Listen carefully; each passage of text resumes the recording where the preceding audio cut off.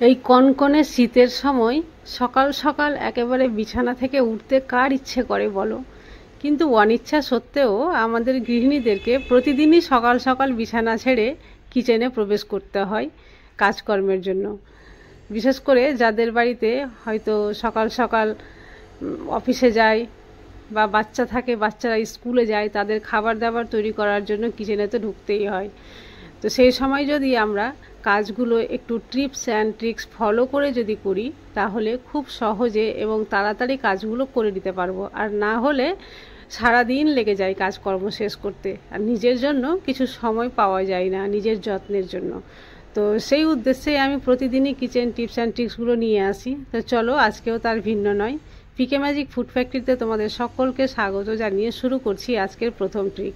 এখানে আমার দেখতে পাচ্ছ হাতে অনেকটা কালি রয়েছে, আর কালি দেখে বুঝেই গেছো হয়তো যে আজকে আমি কালির বাসনপত্র মাজা ঘষা করেছি, হাতটা পুরো কালি হয়ে গেছে।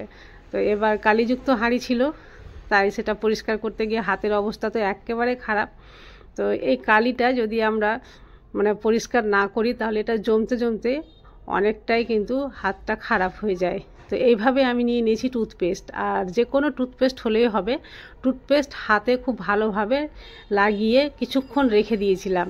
এবার হালকা একটু গরম জল, যেটা আর কি আবার হাতে সইবে, সেই রকমই গরম জলে হাতটা ধুয়ে এভাবে পরিষ্কার করে নিচ্ছি। দেখো, আর কোনো কিছু সাবান বা ডিটারজেন্ট কোনো কিছু ছাড়াই শুধুমাত্র পেস্টের সাহায্যেই হাতটা একেবারে পরিষ্কার হয়ে যাচ্ছে। আর দেখো কতটা পরিষ্কার হয়েছে, আমি তোমাদের মুছেও দেখাচ্ছি।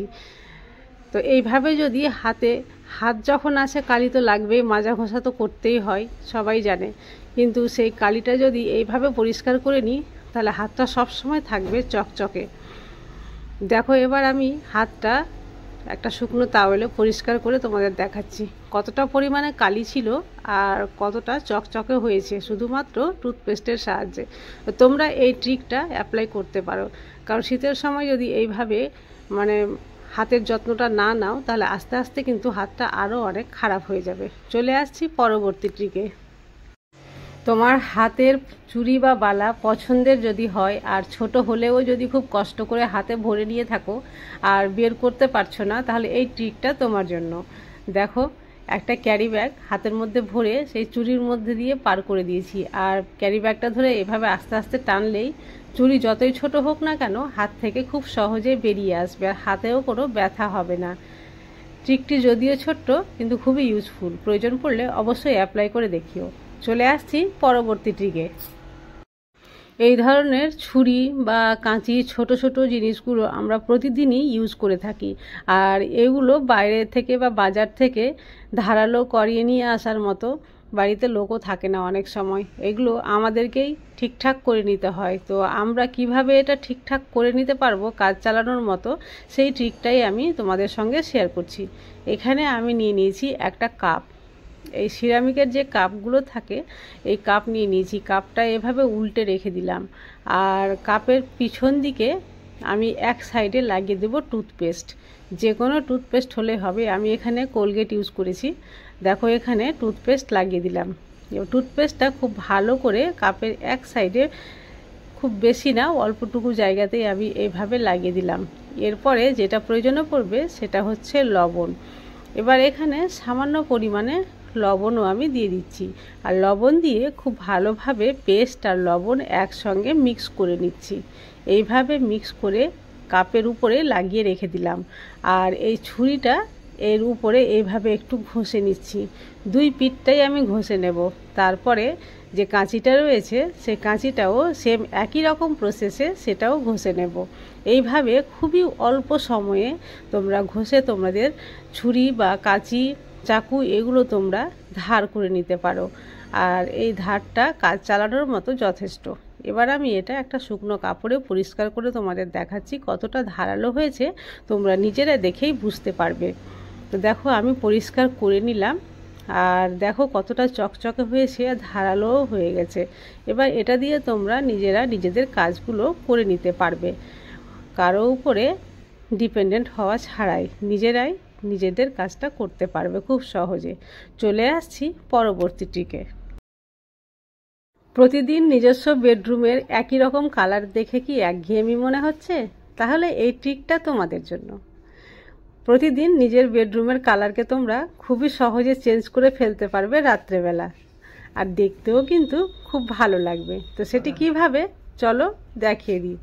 এখানে আমি একটা দেখো বাল্ব জ্বলছে, আর বাল্বটার কালার ছিল একেবারে সাদা। বাল্বটা খুলে নিলাম, আর নিয়ে নিয়েছি এখানে একটা বেলুন। বেলুনের মুখের দিকের অংশটা কেটে বাদ দিয়ে দিলাম। এইভাবে দেখো আমি কেটে বাদ দিয়ে দিচ্ছি। আর এই বেলুনটা বাল্বের উপরে আমি পরিয়ে দেব। তো এটা উল্টো করেই পড়াচ্ছি, যেহেতু এটা প্রিন্টের বেলুন রয়েছে। তো প্রিন্টটা আমি ভেতরে ভরে দিলাম, উপরের যে একই কালার রয়েছে সেটাকে আমি উপরের দিকে রাখছি, তাই উল্টো করে লাগিয়ে দিলাম। এবার বেলুনটা এর উপরে লাগানোর পরে বাল্বটাকে চলো এবার আমি ঠিক সেই জায়গায় সেট করে দেখাই। দেখলেই বুঝতে পারবে যে কেন আমি বলেছিলাম যে বেডরুমের কালার চেঞ্জ করতে হবে না, এই বেলুনের সাহায্যে চেঞ্জ হয়ে যাবে। চলো বাল্বটা এবার আমি সেট করি। দেখো বাল্ব সেট করে নিয়েছি, এবার আমি লাইট জ্বালিয়ে দিচ্ছি। দেখো পুরো কালারটা একেবারে সবুজ হয়ে গেছে, আর দেখতে কতটা ভালো লাগছে তোমরা দেখেই বুঝতে পারছো। এইভাবে তোমরা বিভিন্ন কালারের বেলুন নিয়ে বাল্বে সেট করলে পুরো রুমের কালারটাই চেঞ্জ হয়ে যাবে, আর নাইট বাল্বেরও কাজ করবে, খুব সুন্দর ঘুম আসবে, চোখের শান্তিটাও লাগবে। তো এবার আমি একটা অন্য কালারের বেলুন কেটেও তোমাদের দেখাচ্ছি। দেখো এই বেলুনের কালারটা একটু ভায়োলেট কালারের, এটাও আমি সেম একই প্রসেসে বাল্বে লাগিয়ে দিয়েছি। আর চলো লাগানো হয়ে গেছে, এটাও আমি সেই জায়গায় গিয়ে সেট করে তোমাদের দেখাচ্ছি। তো চলো এবার সেট করে নিই। দেখো আমার উপরের কালারটা কিন্তু অরেঞ্জ রয়েছে, আর এই বাল্বটা লাগানোর পরে পুরোটাই পিঙ্ক হয়ে গেল। দেখতে পেলে তো কত সহজে বেডরুমের কালার চেঞ্জ করে ফেললাম। এই প্রসেসে তোমরা প্রতিদিন তোমাদের বেডরুমের কালার খুব সহজে একটা বেলুনের সাহায্যে চেঞ্জ করে দিতে পারো।